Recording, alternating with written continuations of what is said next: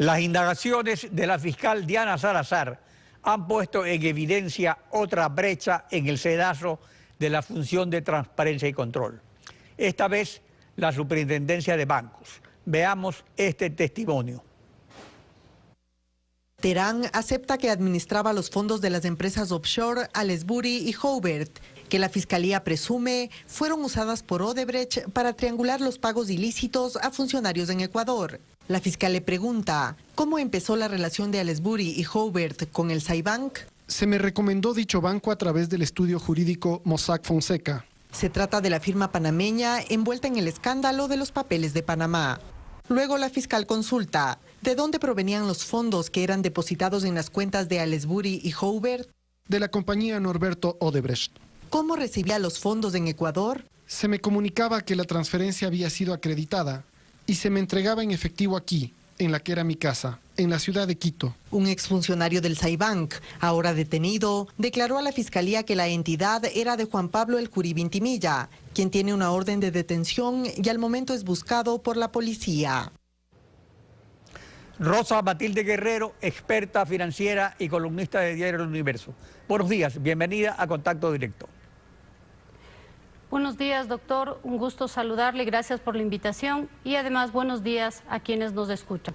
El South American International Bank, Saibank, entidad financiera domiciliada en el paraíso fiscal de Curazao, opera sin autorización en Quito y Guayaquil, con operaciones vinculadas a un grupo financiero local. Es función del supervisor de instituciones financieras de la Superintendencia de Bancos controlar estas operaciones. Gracias, doctor. Efectivamente, lo que uno puede decir es que la función de control que está definida en el país está integrada por el SRI, por la UAFE, por la Superintendencia de Bancos. Y de este tema, básicamente, los ciudadanos comunes hemos sido informados por la prensa y efectivamente por la UAFE, por el SRI y también por la Fiscalía. La Superintendencia lo que nos ha dicho a los ciudadanos es básicamente que Saibank no está autorizada. Pero uno ahí tiene que saber que el supervisor tiene ciertos principios básicos que tiene que cumplir, y esto es el principio de cooperación y colaboración internacional. ¿Esto qué significa? Que el supervisor tiene que informar y colaborar con los entes de control a nivel nacional para conocer qué hacen las instituciones financieras. Pero además, si tienen la bondad de enfocar este cuadro, tiene también que colaborar con los organismos de otros países y para eso tiene memorándums de entendimiento con otros países. Pero adicionalmente, para conocer qué hacen sus instituciones. El otro principio es lo que se llama la supervisión transfronteriza. Eso le permite también saber y tener información, así no estén en países donde autorizado que funcionen estas instituciones.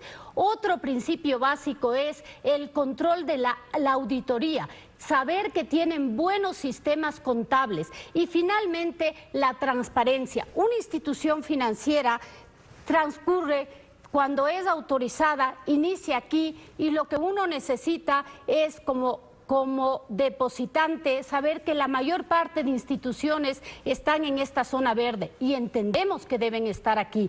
Y el supervisor preventivo con su juicio experto nos tiene que asegurar que estén aquí, no que pasen a esta zona de instituciones no fiables. Y esa es la labor, contarnos antes a los depositantes. En comunicado oficial, el Saibank informa que su única operación formal se desarrolla en Curazao y que la principal actividad en el Ecuador se concentraba en la compra y venta de cartera.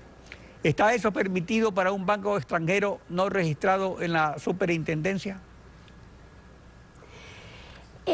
La compra de cartera es una actividad que pueden realizar, de hecho, instituciones financieras y debería ser el juicio experto del supervisor quien relacione también con una institución financiera, como por ejemplo el Banco Capital, si es que lo que nos dicen es, o el Banco Capital, que este SAIBank hacía depósitos en una institución pequeña como el Banco Capital. ¿Por qué?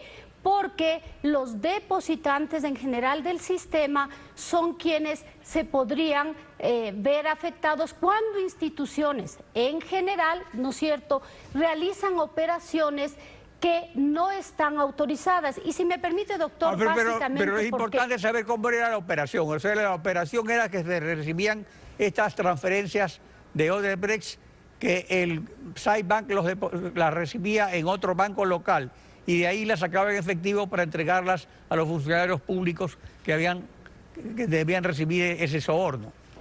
¿En qué banco local era que se depositaba la plata del SAIBank? Lo que nos informa la Fiscalía es que el SAIBank tenía una cuenta de depósitos en Banco Capital, eso dice la prensa. La supervisión debería saber y haber comentado esa cuenta de depósitos del Banco Capital, cuál era, dónde se recibía, cómo se recibía y qué pasaba con esos recursos. Por eso es que yo mencionaba que un principio fundamental es la auditoría y control de cada banco para revisar y ver los riesgos. Y el supervisor tiene que tener un juicio experto y preventivo y tendría que tener los suficientes informes y la información transparente para prevenir justamente a los depositantes y a los socios del sistema financiero sobre los riesgos de las instituciones, porque la generalidad de las instituciones sabemos, percibimos los depositantes que están bien. Eso es lo que debería informar el supervisor, doctor. Ahora, ¿se habría cometido alguna infracción contra el Código Orgánico Monetario y Financiero?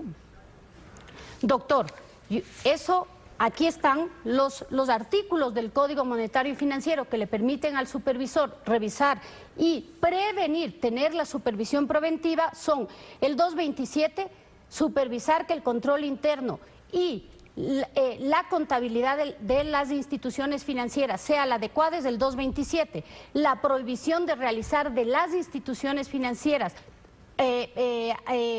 operaciones no autorizadas, 255, el 183, no invertir en paraísos fiscales o instituciones o en zonas que tengan una menor regulación, así dice el código, y el 290, al superintendente o a la superintendencia le permite revisar todo, pedir cualquier tipo de información y realizar la supervisión in situ y extra situ a todos los niveles y al grupo consolidado. Todo lo que el superintendente requiera hacer o pueda presumir cualquier tipo de vinculación. Es decir, tiene todas las facultades y posibilidades con tal de proteger la seguridad de los socios y depositantes de cada una de las instituciones. Está claro todas las facultades que tiene la superintendencia y que no las aplicó. Ahora, pasando a otro tema, según el Código Orgánico Monetario y Financiero, artículo 59, la superintendencia de bancos es parte de la función de transparencia y control social y según manda el artículo 60, su finalidad es efectuar la vigilancia, auditoría, intervención, control y supervisión de las actividades financieras que ejercen las entidades públicas y privadas del sistema financiero. De acuerdo a estos mandatos legales, la superintendencia debe controlar que cuando el Banco Central tome dinero de las reservas de libre disponibilidad, solo puede hacerlo a cambio de activos líquidos. Efectivamente, doctor, esa es mi visión. ¿Por qué?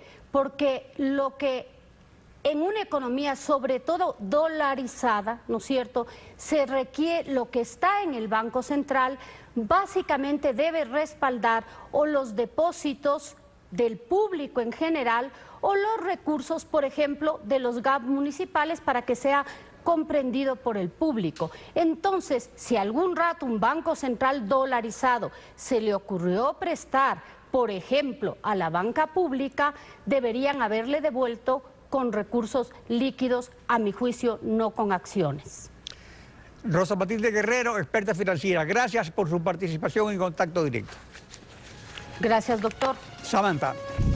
Bien, así estamos despidiendo Contacto Directo. Gracias por su compañía. Alfredo, hasta el día lunes. Nos vemos el próximo lunes.